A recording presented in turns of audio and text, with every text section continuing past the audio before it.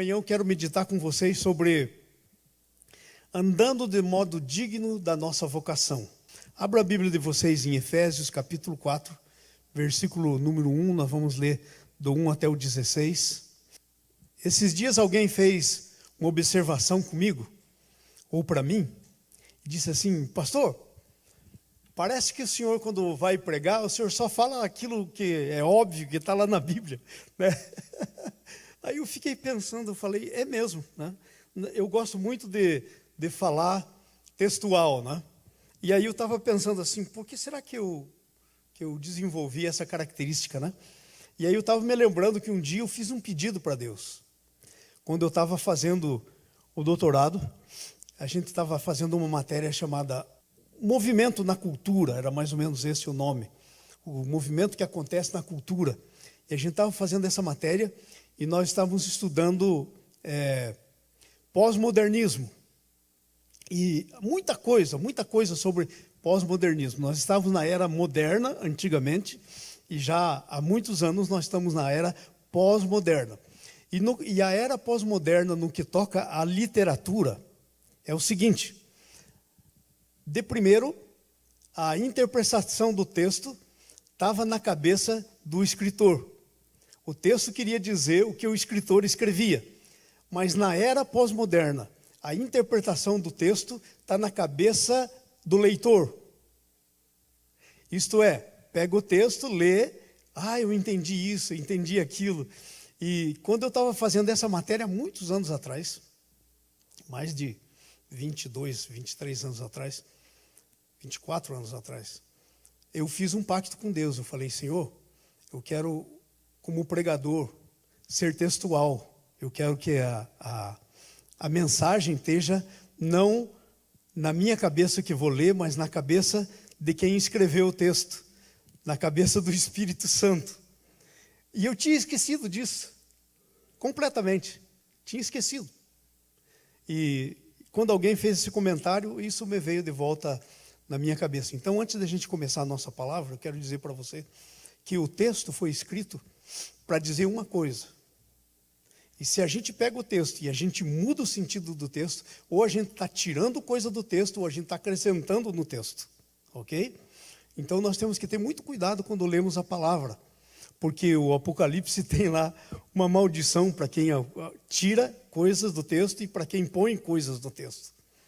Então eu queria dizer para vocês que quando vocês lerem a palavra, não peguem a conversa entrando na metade, não entre na metade da conversa, pega o todo da conversa, veja onde que a conversa começou, veja onde que está terminando, e daí veja o que o autor quis dizer.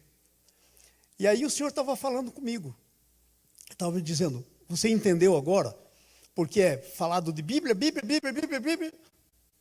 e parece que as pessoas não mudam. Por quê?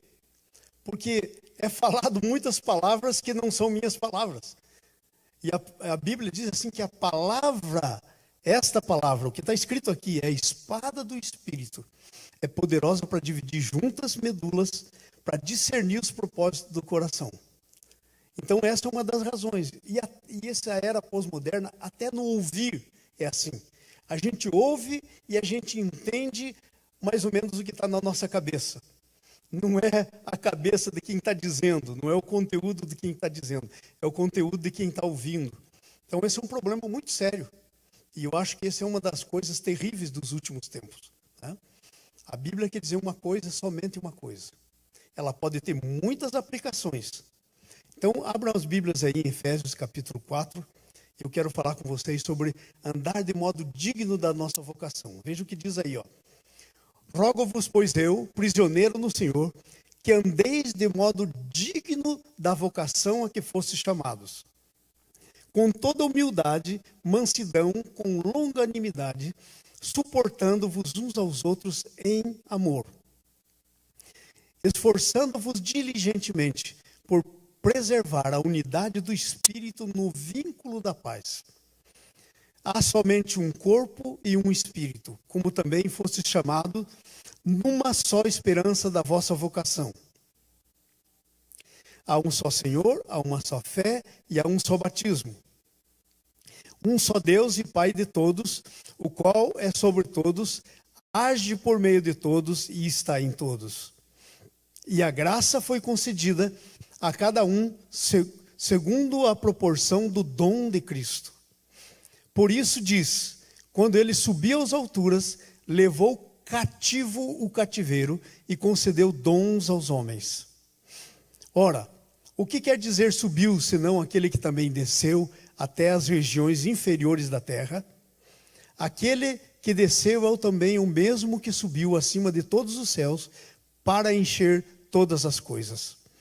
E ele mesmo concedeu uns para apóstolos, outros para profetas, outros para evangelistas, outros para pastores e mestres, com vistas ao aperfeiçoamento dos santos, para o desempenho do seu serviço, para a edificação do corpo de Cristo.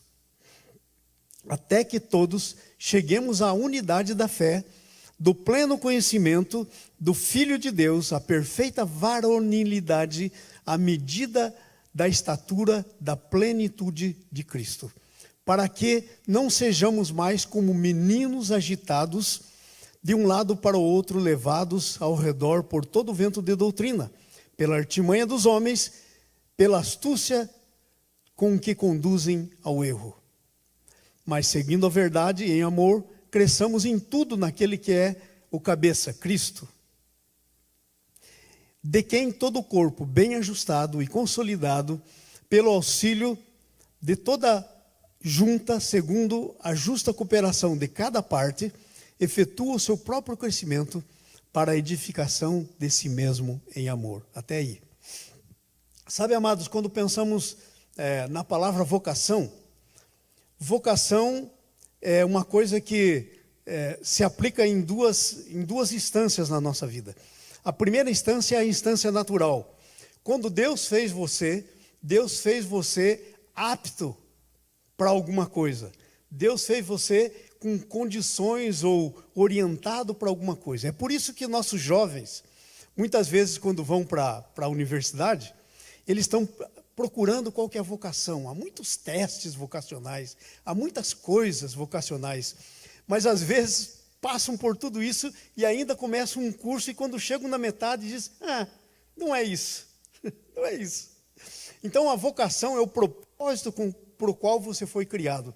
E você foi criado naturalmente para um propósito. Propósito humano.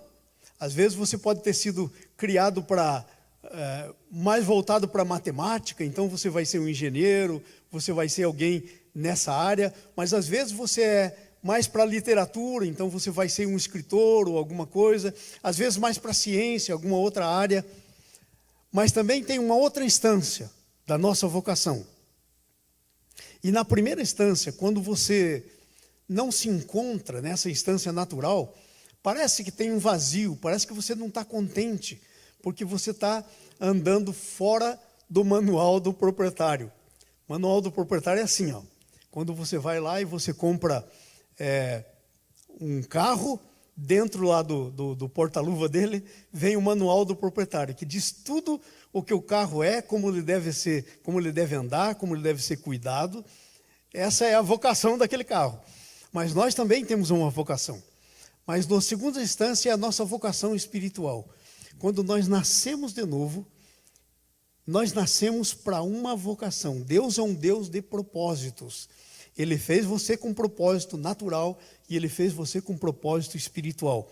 Então você pode ter sido feito com propósito natural para ser um engenheiro. Mas aí você nasce de novo. E aí você ganhou um outro propósito. Você vai ser um engenheiro de Deus. É bem diferente uma coisa da outra, né? Deus vai ser visto naquilo que você vai fazer. Deus vai ser visto no teu estilo de vida de engenheiro e etc, etc, etc. Amém? Então eu fiz aqui algumas declarações sobre vocação. Vocação, e estou falando aqui da segunda instância da nossa vocação quando nascemos de novo, é um chamado divino para a vida cristã. Então a vocação, primeiro, é um chamado para você ser cristão. Agora, talvez você não entenda bem esse negócio de ser cristão.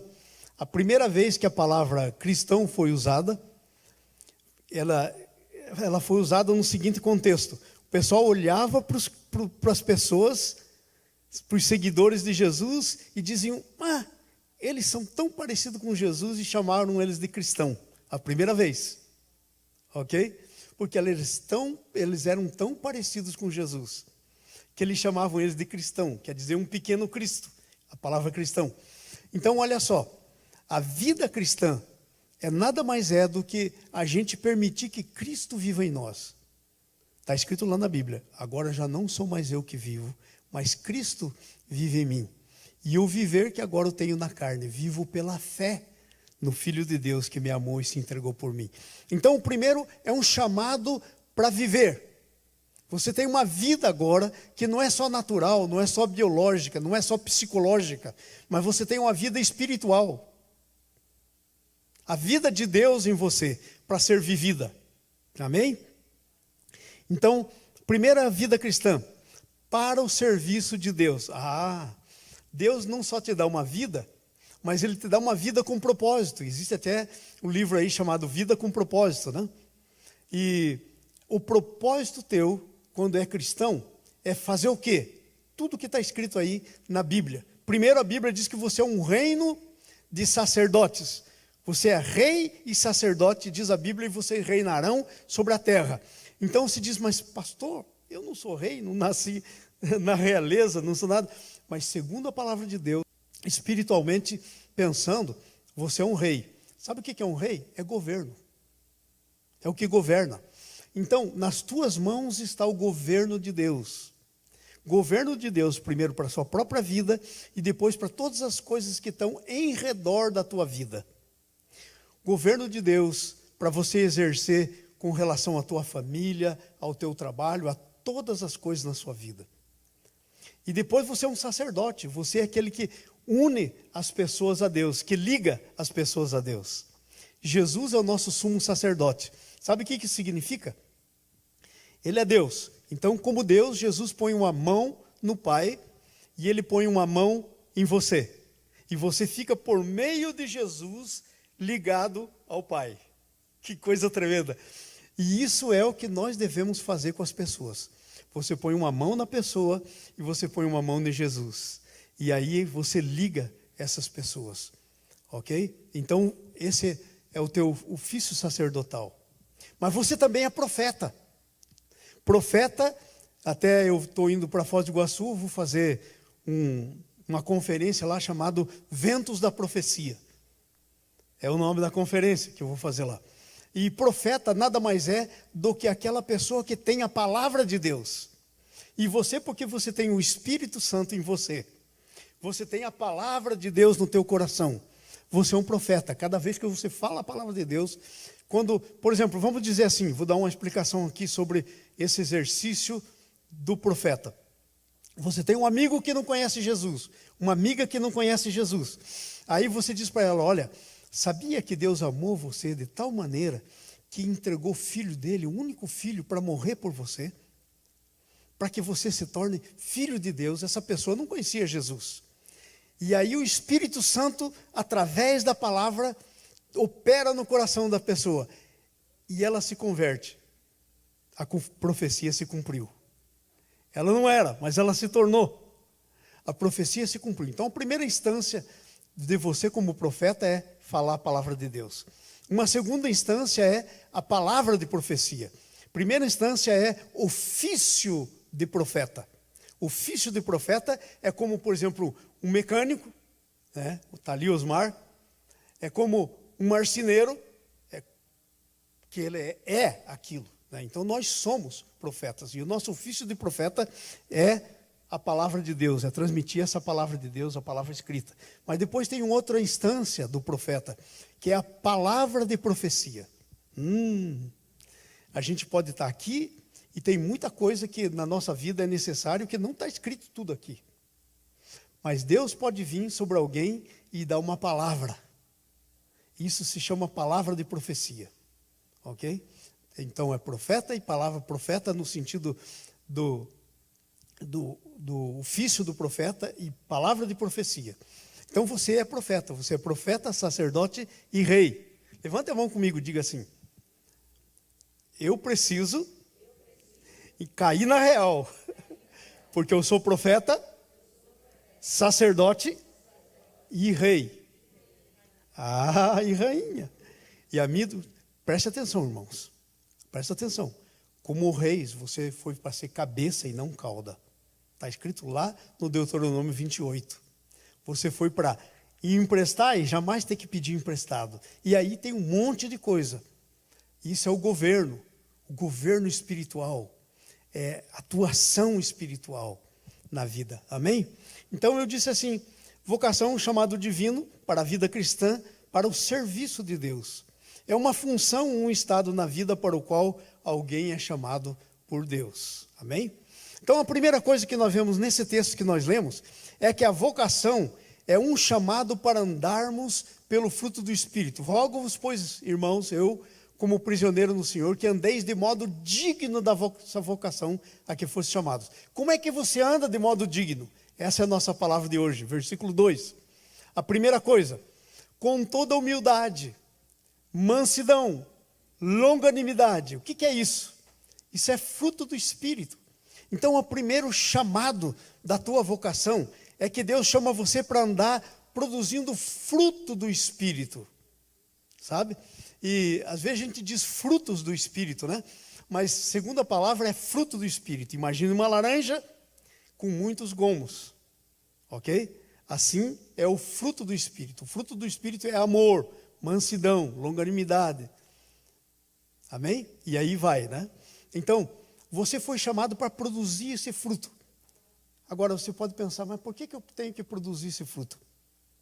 Se você for lá no livro de Ezequiel, capítulo 47, nesse capítulo você vai ver que nós somos como árvores plantadas. Isso diz no Salmo 1 também.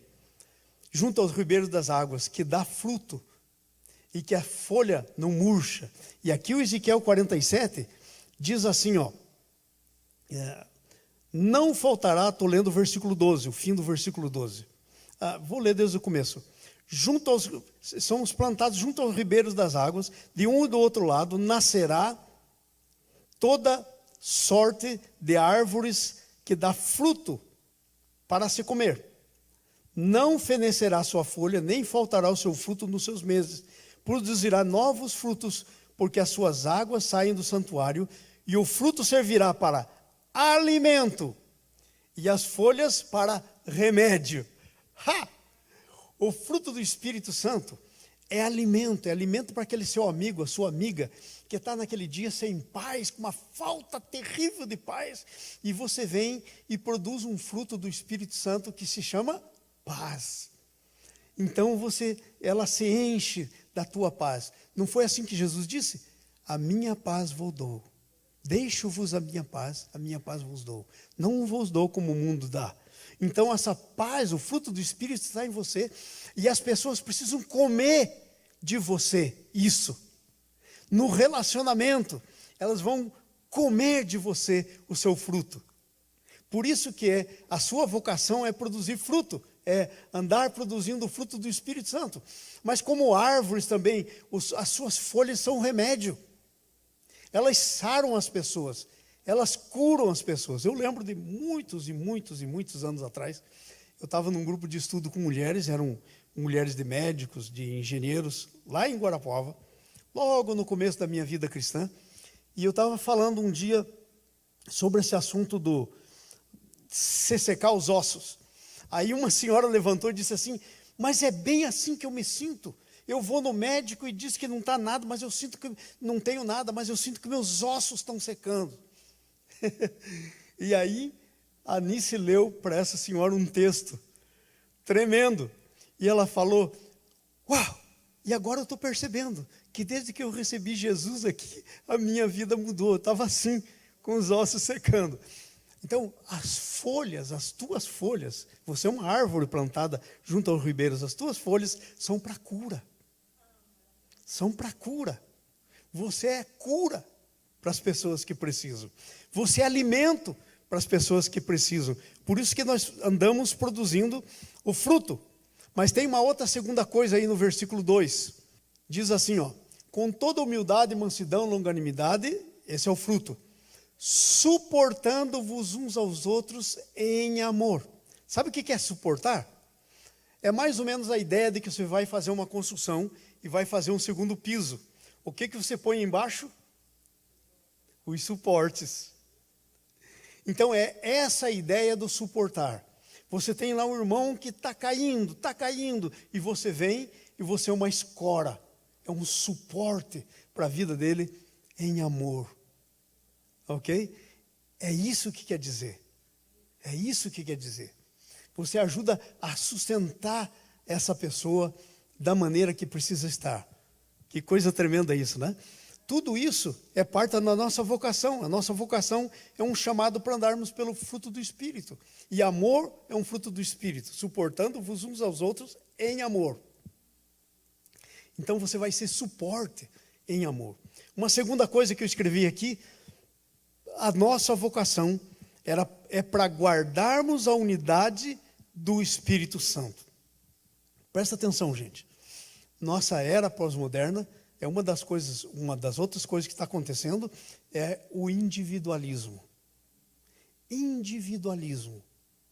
É mi, eu. Individualismo. Nós não pensamos muito mais naquela vida coletiva. E sabe, como um corpo, uma das definições da igreja é que nós somos o corpo. Cristo é o cabeça e nós somos os membros. Imagine a sua mão resolvendo sair do seu braço aí, do corpo, e andando assim. Tchuc, tchuc, tchuc, tchuc, tchuc, uma mão andando aqui, ó. Ou uma perna, do joelho para baixo aqui, tchuc, tchuc, tchuc, andando. Seria uma coisa louca. Mas muitas vezes nós perdemos essa visão da unidade, de que nós somos um. E nós pensamos que nós não precisamos de ninguém. Nós pensamos que nós não precisamos de ninguém. Jesus contou uma parábola de um homem que era agricultor, plantou, e o negócio, a colheita foi tanto que ele disse, e agora? Ele falou, já sei o que eu vou fazer. Vou destruir esses celeiros, vou construir outros celeiros muito maiores, e vou pôr toda lá a minha produção. E agora, então, eu vou dizer para a minha alma, come, bebe, regala. Mas aí tem uma palavra na sequência, louco. Hoje te pedirão a tua alma e o que tens preparado para quem será. Sabe? Essa coisa do individualismo, do eu agora posso por mim mesmo, eu me basto, é uma coisa que não tem nada a ver com a Bíblia.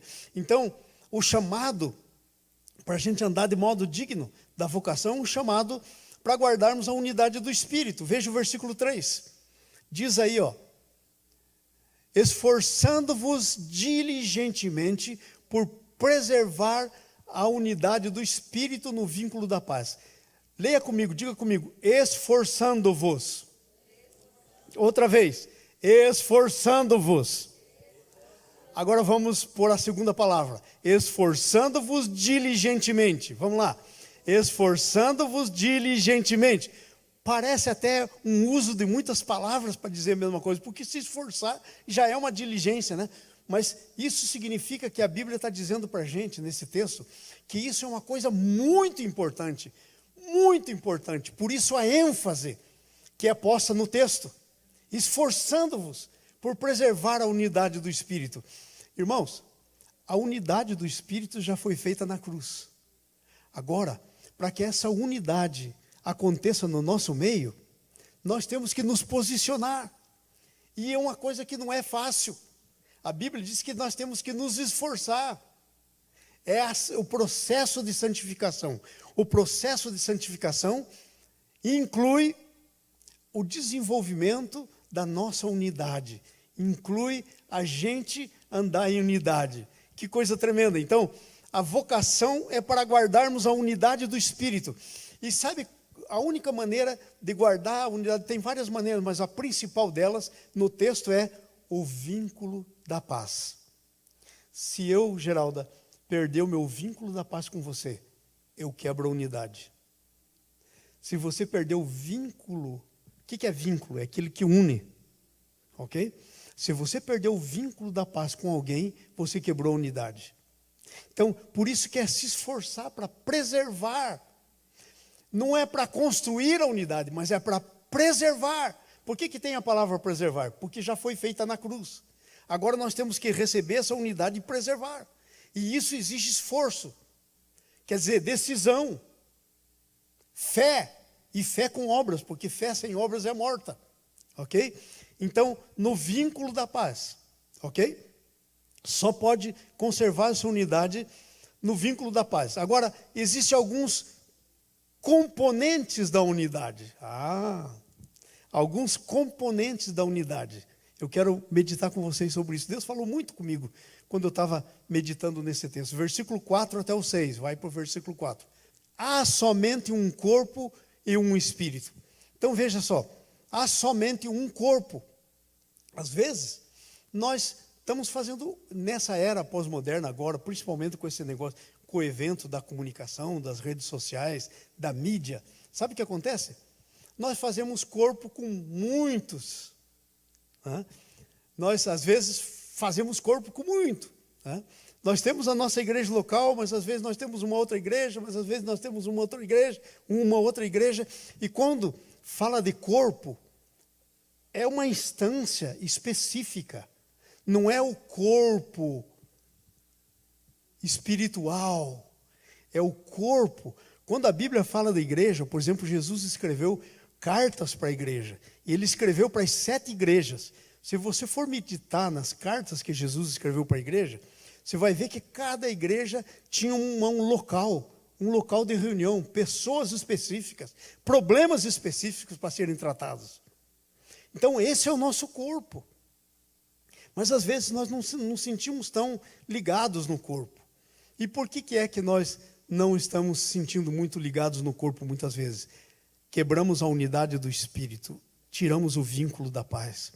Então, um dos componentes é que há um só corpo. Se você esquecer que há um só corpo, não vai conseguir andar na unidade, não vai conseguir guardar a unidade. Há um só espírito. Muitas vezes nós pensamos, não, mas aquele fulano lá que é... Não, o pastor... Gente, deixa eu dizer para você, olha aqui para mim todo mundo. Isso é muito importante, eu quero que você entenda isso. Não existe, Deus não tem filhos de segunda categoria. O mesmo Espírito que está em mim é o Espírito que está em você. O mesmo Jesus, o mesmo preço pago por mim é o preço pago por você. Não existe cristão de segunda categoria.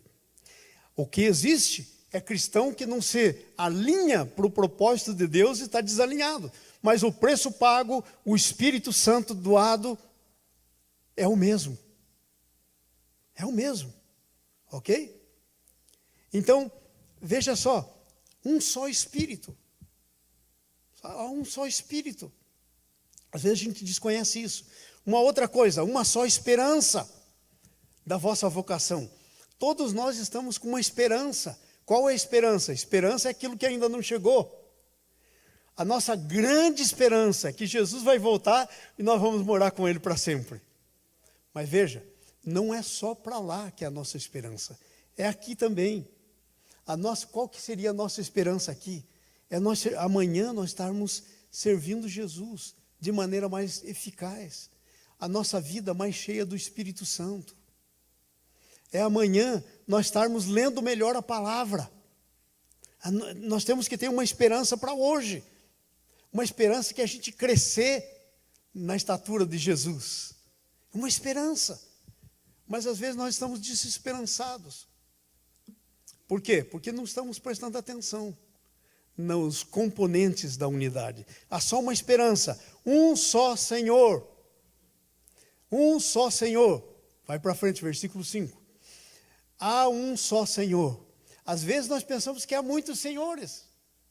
Muitos senhores. Eu tive uma experiência que foi muito significativa para mim nessa história do um só Senhor. Uma vez eu lembro que eu estava viajando, né? Fui lá no Brasil, e alguém me convidou para ir no culto, um culto que tinha numa igreja pela manhã, e eu fui no culto, né? E eles estavam fazendo a Santa Ceia. E aí o pastor disse assim, olha, a Santa Ceia, aqui na nossa igreja, só é dado para membro da igreja. Se você não é membro da igreja, não toma a Santa Ceia. Então, por favor, os membros da igreja venham para frente. E eu fiquei pensando, caramba, mas o que ele está pensando? Ele está pensando igreja, o corpo de Cristo, ele está pensando igreja, organização. Eu acho que ele está pensando que a Santa Ceia, Deus instituiu para organização. É isso que eu estou entendendo que ele está dizendo. E era isso que ele estava dizendo.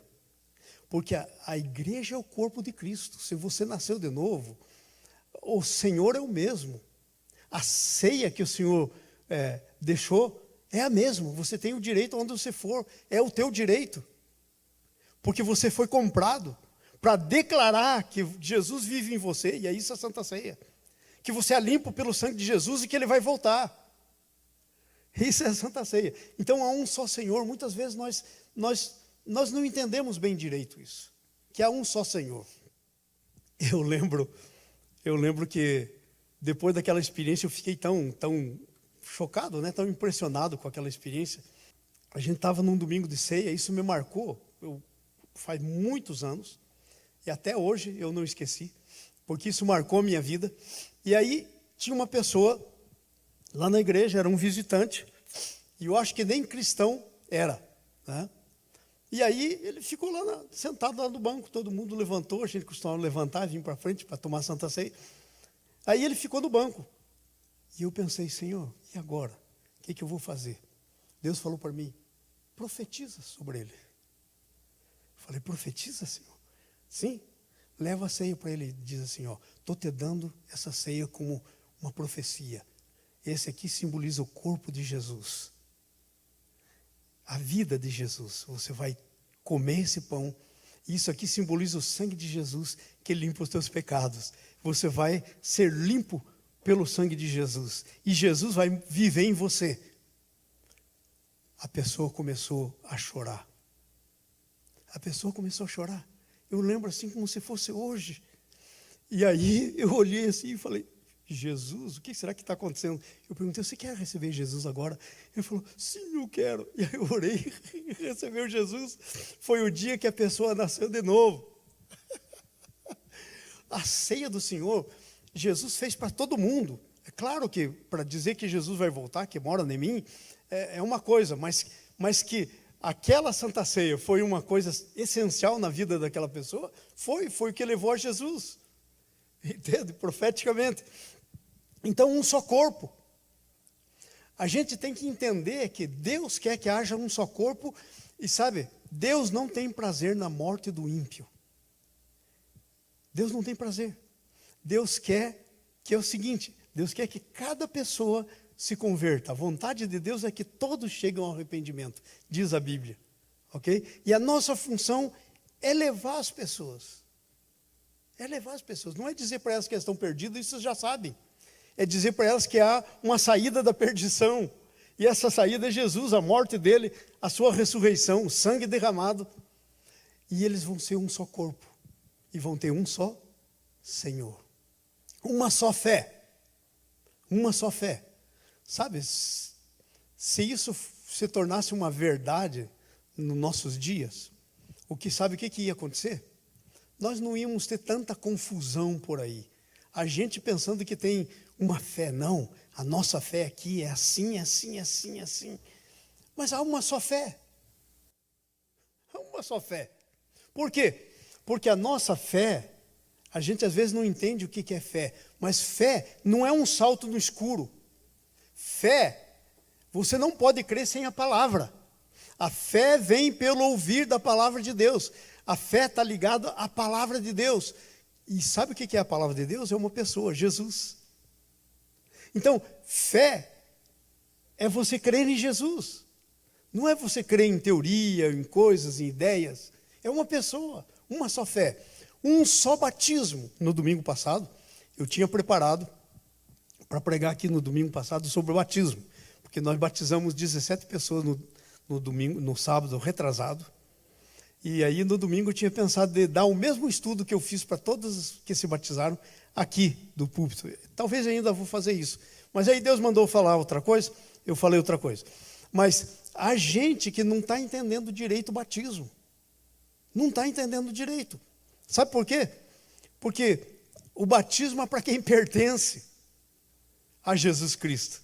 E às vezes as pessoas estão muito mais ligadas na forma do batismo do que no conteúdo do batismo. Forma é uma outra coisa. conteúdo é diferente. As pessoas estão mais ligadas na forma. Então, há um só batismo. Se você se batizou em nome de Jesus, em nome do Pai, do Filho e do Espírito Santo, você é batizado. Não interessa a forma que você fez. Porque o conteúdo é que você foi comprado por Jesus, por isso, em nome de Jesus. Em nome dele, ele que te comprou. E aí, em nome do Pai, do Filho e do Espírito Santo. Por quê? Porque isso quer dizer que você pertence a ele. Ok, vou dizer isso. Talvez eu pregue de novo, mas já vou dizer isso. Se você vai lá em 1 Coríntios, capítulo 1, tinha uma contenda na igreja de Coríntios. Um dizia assim, eu sou de Paulo. Não. Eu sou do Apolo porque o Apolo é o pregador. Outro dizia, não, eu sou de Pedro, porque Pedro é o cara. E outros diziam, eu sou de Cristo. Aí o Paulo foi resolver esse problema. Sabe como é que ele resolveu? Ele diz assim, vocês estão divididos. Vocês foram batizados em meu nome? Isto é, por favor, ninguém diga que pertence a mim, porque não pertence a mim. Eu batizei vocês em nome do Pai, do Filho e do Espírito Santo. E é assim que o Paulo resolveu a contenda. Usando o batismo para resolver o problema. Não foram batizados em meu nome, então não me pertencem. Ok? Vocês não são meus.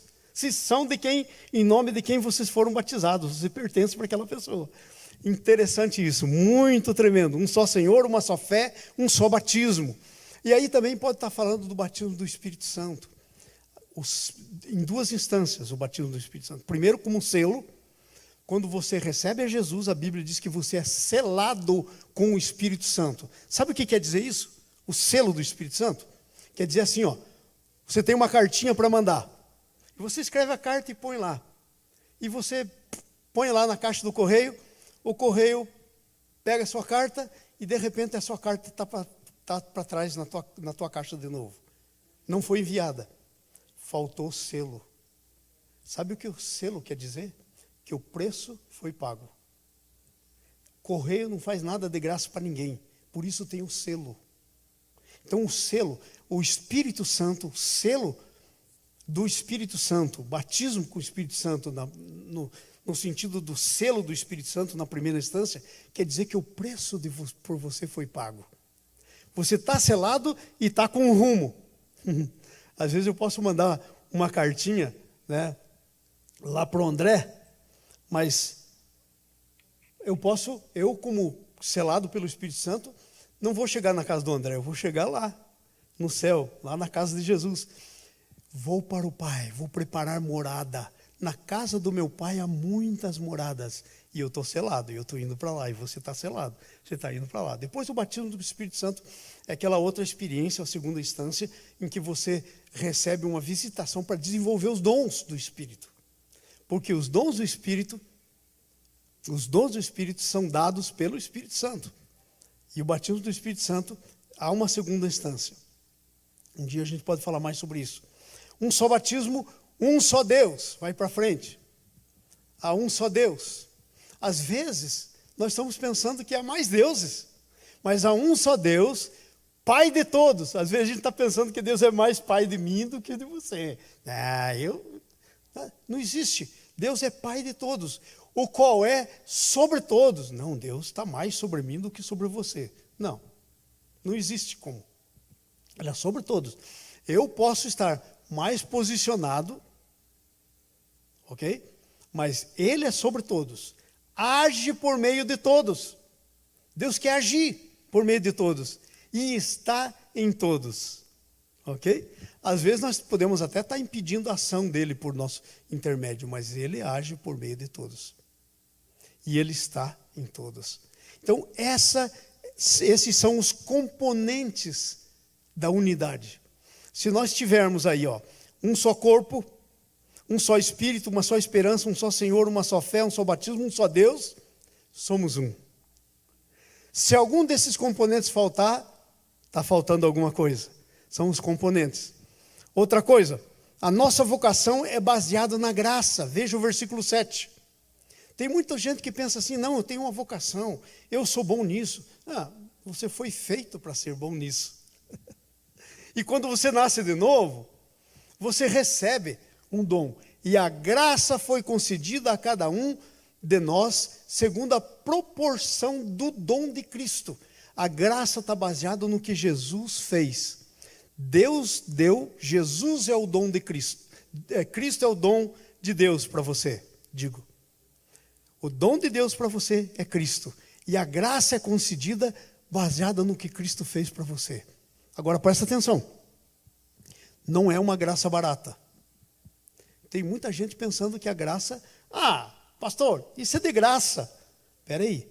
É de graça, mas custou a vida de Jesus. Não é uma graça barata. É uma graça barata para você que recebe. Mas alguém pagou a sua conta. Alguém morreu a sua morte. E alguém ressuscitou para você ter uma vida que você não podia ter. Então, a graça é na proporção do dom de Cristo. Agora presta atenção. É por isso que não há mais graça um para o outro.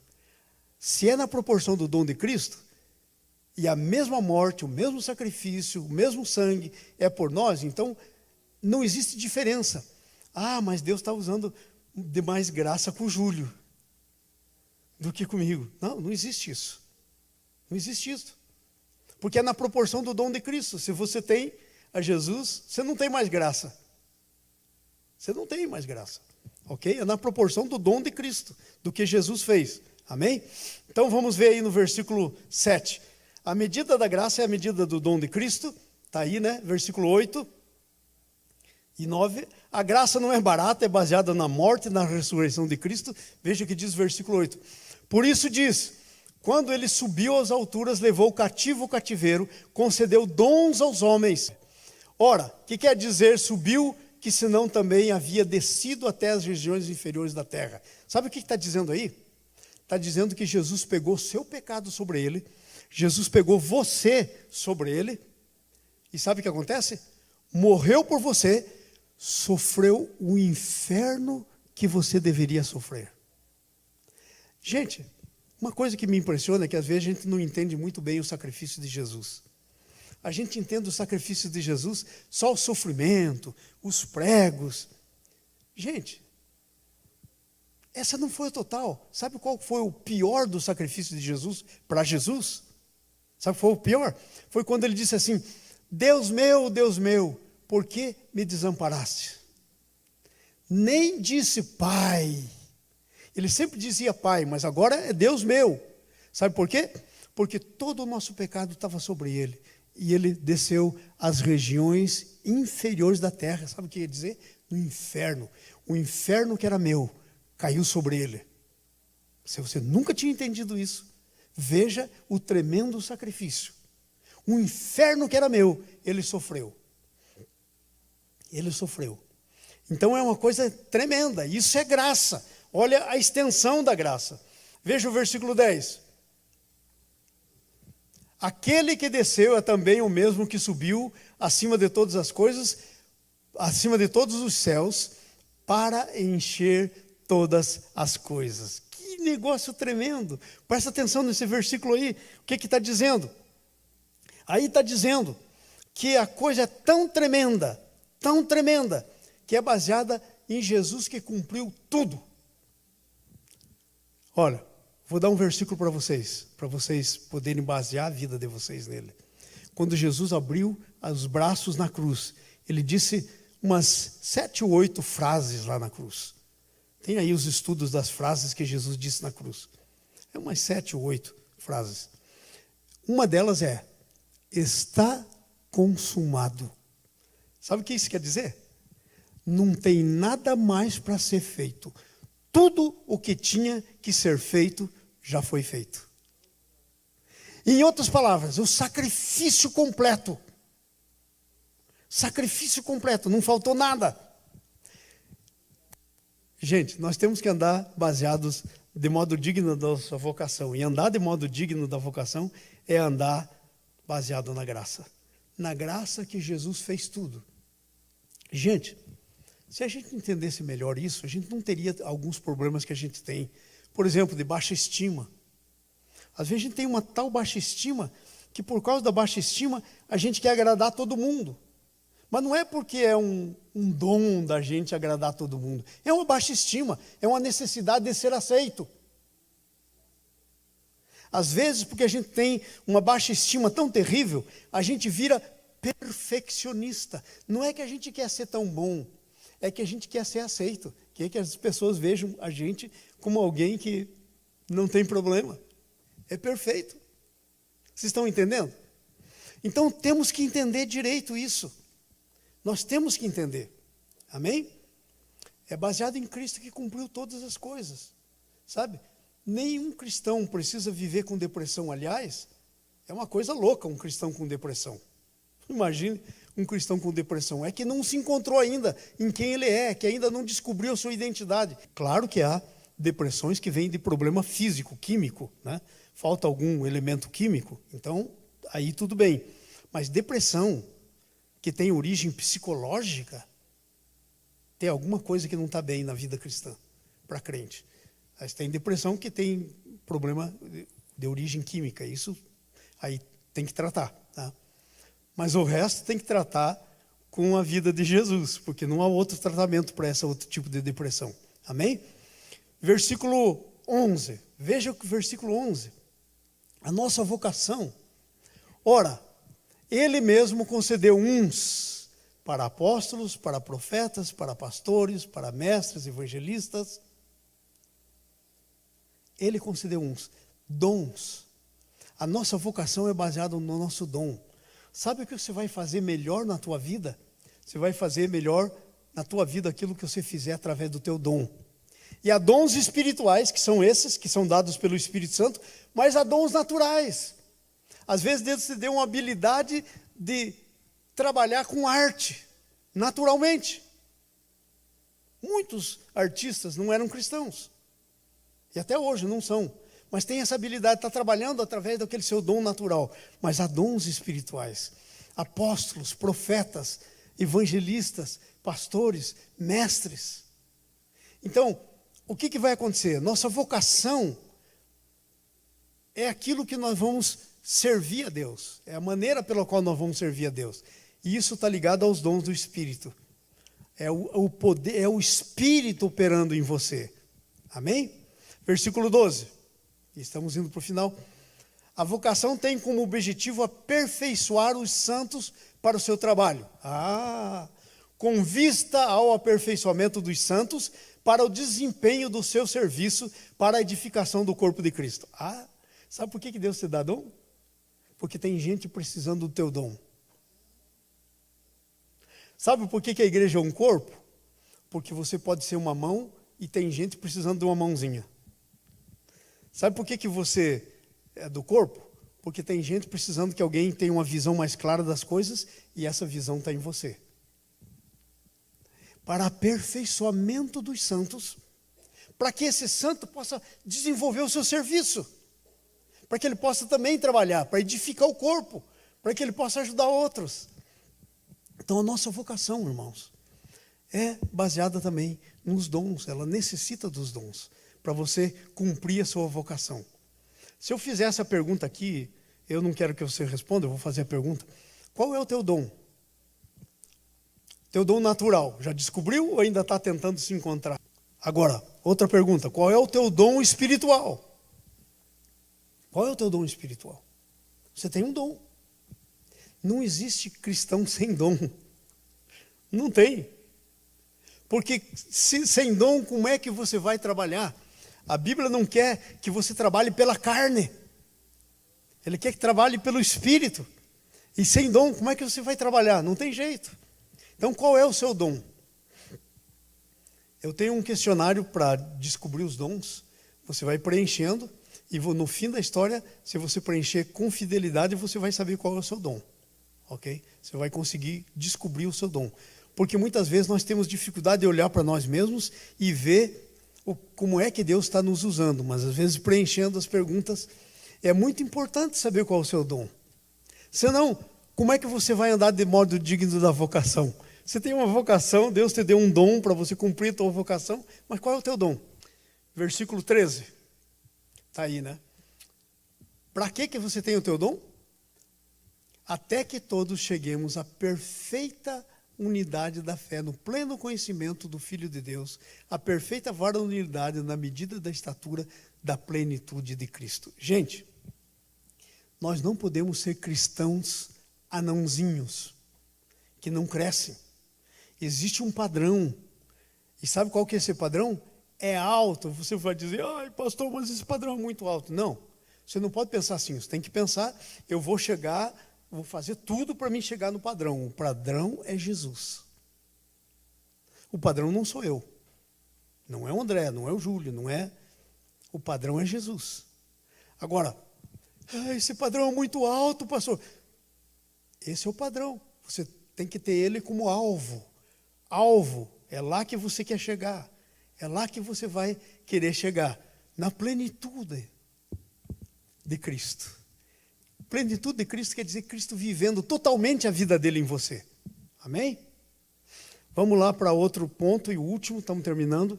Os resultados de andarmos na nossa vocação. Às vezes a gente quer resultado, mas a gente não faz aquilo que tem que fazer. Como é que vai ter resultado? Não vai ter resultado. Então vai lá no versículo 14, né? O primeiro resultado. Para que não sejamos mais como meninos. Ai. Sabe por que tem tanto cristão que é cristão há 20 anos e ainda é um menino? Porque não está andando na sua vocação. Quando você anda na vocação, um dos resultados é que você não será mais como um menino, agitado de um lado para outro, levado ao redor por todo o vento de doutrina, pela artimanha daqueles que induzem ao erro. Você não será mais como um menino, inconstante. Uma hora é uma coisa, outra hora é outra coisa. Uma hora uma coisa, de repente está. Tiago disse que é como um caniço, um negócio lá agitado pelo vento. Veja só que coisa tremenda aí no versículo 15. Mas segundo a verdade em amor, cresçamos em tudo aquele que é o cabeça, Cristo. Você foi feito para andar na verdade. Por isso Jesus disse, eu sou o caminho, a verdade e a vida. Nós fomos criados para andarmos na verdade.